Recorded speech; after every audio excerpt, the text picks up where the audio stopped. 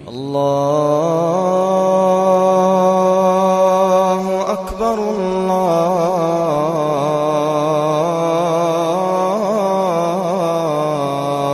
اکبر۔ اعوذ باللہ من الشیطان الرجیم، بسم اللہ الرحمن الرحیم۔ قال اللہ تبارک و تعالی فی القرآن المجید والفرقان الحمید، ان اللہ وملائکتہ یصلون علی النبی یا ایہا الذین آمنوا صلوا علیہ وسلموا تسلیما، اللہم صل علی سیدنا و مولانا محمد وعلی آل اصحاب سیدنا و مولانا محمد وبارک وسلم، یا صاحب الجمال و یا سید البشر، من وجہک المنیر لقد نور القمر، لا يمکن الثناء کما کان حقہ۔ بعد از خدا بزرگ توئی قصہ مختصر۔ بعد از حمد و صلات اور درود شریف کا نذرانہ پیش کرنے کے بعد میں آپ کا میزبان حافظ محمد اسامہ ارشد پھیروی آپ کی خدمت میں حاضر ہوں۔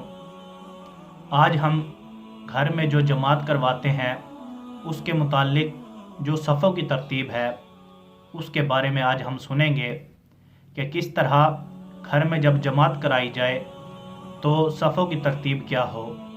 تو آئیے سب سے پہلے دیکھتے ہیں کہ صفوں کی ترتیب کیا ہے۔ سب سے پہلے ہم جماعت کے جو فضائل ہیں اس کے متعلق سنیں گے۔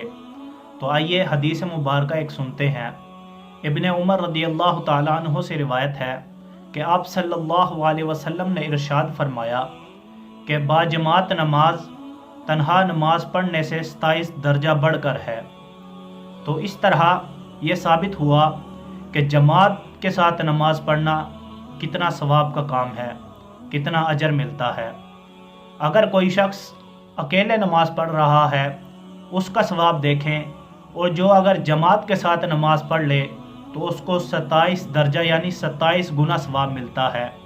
تو احباب ذی وقار، جس طرح کہ آپ کو پتہ ہے کہ یہ وبا پھیلی ہوئی ہے اور علماء کرام نے ہمیں نماز گھر میں ادا کرنے کا کہا ہے، تو کیوں نہ ہم جب گھر میں نماز ادا کریں تو جماعت کے ساتھ ادا کر لیں تاکہ ہمیں جماعت کے ساتھ نماز پڑھنے کا ثواب ملتا رہے۔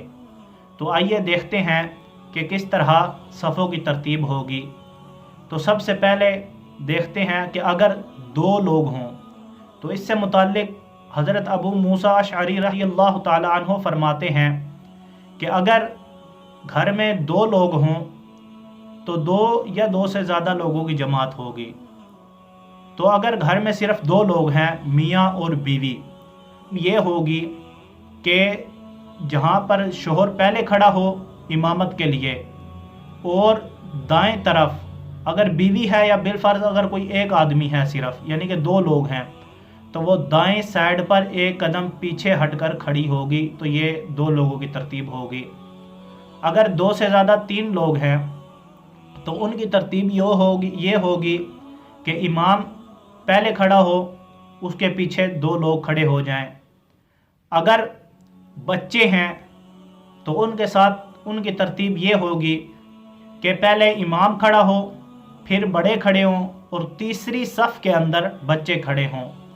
اب اگر امام بھی ہے، پیچھے بڑے لوگ بھی ہیں، بچے بھی ہیں، ساتھ عورتیں بھی ہیں، تو ان کی ترتیب کیا ہوگی؟ تو احباب ذی وقار، پہلی صف کے اندر امام کھڑا ہوگا، دوسری صف کے اندر بڑے مرد لوگ کھڑے ہوں گے، تیسری صف کے اندر بچے کھڑے ہوں گے جو نابالغ ہیں، اور چوتھی صف عورتوں کی بنے گی۔ تو یہ وہ ترتیب ہے کہ جو جماعت کے اندر گھر میں اگر جماعت ہو رہی ہے تو یہ ترتیب رکھی جائے صفوں کی، تو ہمیں اس سے زیادہ ثواب ملے گا، تو ہم جماعت کا بھی ثواب حاصل کر لیں گے اور ہماری جماعت بھی ہو جائے گی اور ثواب بھی اتنا ہی مل جائے گا۔